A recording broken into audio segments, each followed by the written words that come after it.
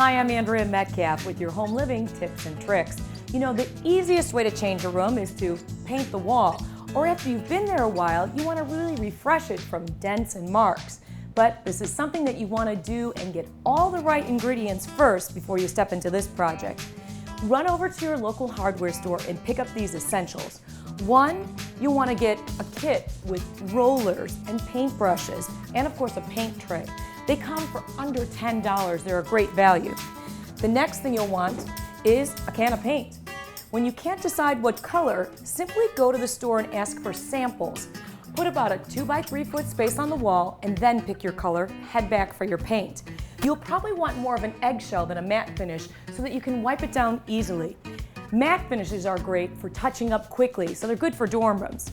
The next thing you'll want to do is get some painter's tape to protect your trim work and some plastic drop cloths to protect your floors. Don't forget to make your life a little easier by getting an edger, which really makes the job much simpler, especially if you're working on big surfaces. And lastly, you'll want to prep the walls by washing them down with warm soapy water and of course spackling any holes in the wall first.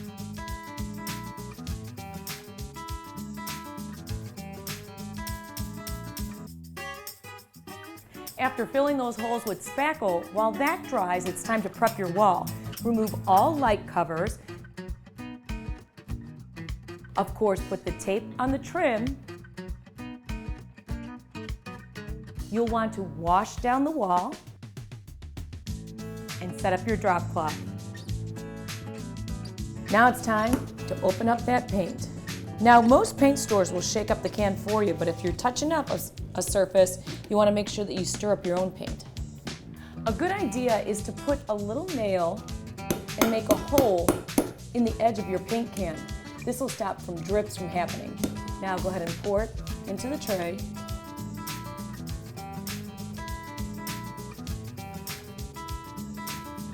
And use your roller to wipe the side. I love these edgers tools because I can get a lot done quickly.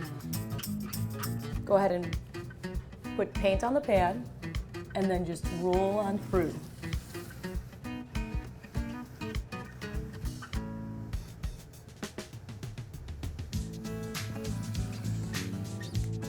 Most common mistake is not having enough paint on the roller.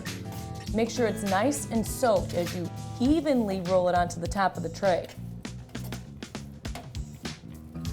You shouldn't be able to see a lot of holes on the sponge. It should all be pretty wet. Then you start with a W motion, wide, to distribute the paint. Then come back and go up and down.